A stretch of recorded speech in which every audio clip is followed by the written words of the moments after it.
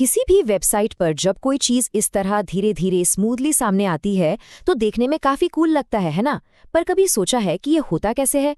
क्या इसके पीछे बहुत सारा कॉम्प्लिकेटेड कोड होता है? चलिए आज इसी बात का पता लगाते हैं। यकीन करना मुश्किल होगा, लेकिन वो जो शानदार फेड इन इफेक्ट था वो सिर्फ इस एक CSS क्लास से आता है। ट्रैवर्सी मीडिया के एक वेब डेवलपमेंट ट्यूटोरियल में भी यही दिखाया गया है। बस इस क्लास को अपने HTML एलिमेंट में डाल दो और बस, कोई जावास्क्रिप्ट नहीं, कोई लंबा चौड़ा कोड नहीं। और यहीं से हमारा आज का सबसे बड़ा सवाल खड़ा होता है। अगर सब कुछ इतना ही आसान है, एक क्लास जोड़ने से ही काम हो जाता है, तो फिर असली CSS मतलब उसकी गहराई में जाकर सीखना, क्या ये बस टाइम वेस्ट है?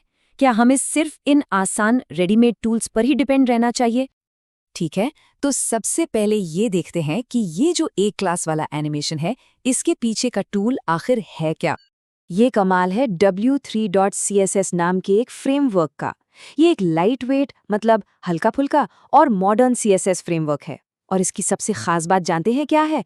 ये सिर्फ और सिर्फ स्टैंडर्ड CSS यूज करता है। मतलब इसे चलाने के लिए जावास्क्रिप्ट या jQuery जैसे किसी बाहरी तामझाम की कोई ज़रूरत नहीं है। तो W3.CSS की फिलॉसफी क्या है?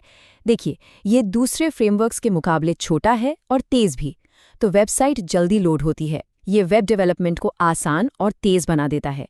आजकल का जो मोबाइल फर्स्ट वाला ट्रेंड है, उसे ये सपोर्ट करता है और कोशिश करता है कि सभी ब्राउज़र्स और डिवाइस पर सब कुछ एक जैसा दिखे। अच्छा, अब अगर इसकी तुलना बहुत पॉपुलर फ्रेमवर्क बूटस्ट्रैप से करें तो फर्क साफ नजर आता है। W3CSS सिर्फ HTML और CSS पर चलता है, जबकि बूटस्ट्रैप में जावास्क्रिप्ट भी है। इसी वजह से W3CSS सीखना काफी आसान है।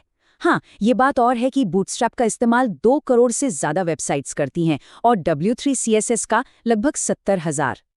चलिए अब प्रैक्टिकल बात करते हैं। वो जो एनिमेशन हमने शुरू में देखा था, उसे असल में बनाते कैसे हैं?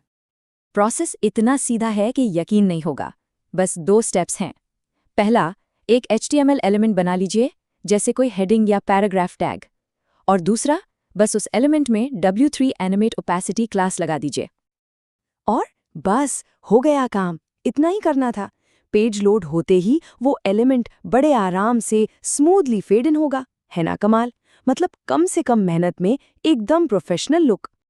तो हमने ये तो देख लिया कि ये कैसे होता है, पर अब आते हैं असली सवाल पर। क्यों? आखिर इन आसान टूल्स को इस्तेमाल करने के गहरे मतलब क्या है? डेव कम्युनिटी पर एक डेवलपर हैं, पास्कल सेस्केटो। उन्होंने एक बड़ी मजेदार बात कही थी। उन्होंने लिखा, पता है, फ्रंट एंड डेवलपमेंट का सबसे मुश्किल हिस्सा शायद CSS ही है, जावास्क्रिप्ट से भी ज्यादा पेचीदा। और उनकी ये बात समझाती है कि W3CSS जैसे फ्रेमवर्क इतने पॉपुलर क्यों हैं, क्योंकि वो इस सारी मुश्किल को हमसे छिपा लेते हैं। तो यहीं पर आके असली बहस शुरू होती है। जब हमारे पास इतने पावरफुल और सिंपल टूल्स मौजूद हैं, तो क्या उनके पीछे की जो टेक्नोलॉजी है, यानी कोर CSS, उसे सीखना सच में ज़रूरी है, या ये फ्रेमवर्क्स हमारी बेसिक नॉलेज को ख़त्म कर रहे हैं? चलिए अब इस बातचीत के आखिरी और सबसे ज़रूरी हिस्से पर आते हैं। यहाँ हम ये समझेंगे कि CSS की बुनियादी समझ आज भी इतनी ज़रूरी क्यों है। एलन वॉरेन नाम के एक डेवलपर ने इस बात को बहुत ही अच्छे तरीके से समझाया है। वो कहते हैं, जब लेआउट बिगड़ जाता है, एक्सेसिबिलिटी में दिक्कतें आती हैं या डिज़ाइन सिस्टम अपनी जगह से हिल जाता है, तब हमें किसी ऐसे इंसान की ज़रूरत पड़ती है जो ये समझ सके कि ब्राउज़र असल में कर क्या रहा है। मतलब ये जो आसान शॉर्टकट्स हैं, ये कभी-कभी फेल हो जाते हैं और तब हमें पर्दे के पीछे झांकना ही पड़ता है। कोर CSS का ज्ञान यहाँ पर बहुत काम आता है, जैसे कि डीबगिंग में, जब फ्रेमवर्क काम ना करे तो असर प्रॉब्लम तक पहुँचने के लिए, एक्सेसिबिलिटी स्टैंडर्ड्स को फॉलो करने के लिए ताकि वेबसाइट हर कोई इस्तेमाल कर सके, परफॉर्मेंस सुधारने के लिए ताकि आप भारी भरकम लाइब्रेरी की जगह अपना हल्का और तेज़ कोड लिख सकें, और सबसे ज़रूरी कस्टमाइजेशन के लिए ताकि आप फ्रेमवर्क की लिमिट से बाहर जाकर कुछ नया और ओरिजिनल बना सकें। एक और डेवलपर हैं, आर्यन चौधरी। वो इसे एक अलग ही एंगल से देखते हैं। वो कहते हैं, CSS की बुनियादी बातें सीखना एक सुपर पावर की तरह है, खासकर डीबगिंग में, क्योंकि ये फ्रेमवर्क और टूल्स आपको एक हद तक ही ले जा सकते हैं। मतलब ये कोई बोझ नहीं है, बल्कि एक ऐसा हथियार है जो मुश्किल वक्त में काम आता है। तो आखिर में निचोड़ क्या है? देखिए, फ्रेमवर्क्स बेहतरीन टूल्स हैं, वो हमारे काम को आसान और तेज बनाते हैं, इसमें कोई शक नहीं। लेकिन जो फंडामेंटल्स हैं, जो बुनियादी सिद्धांत हैं, वो असली सुपर पावर हैं।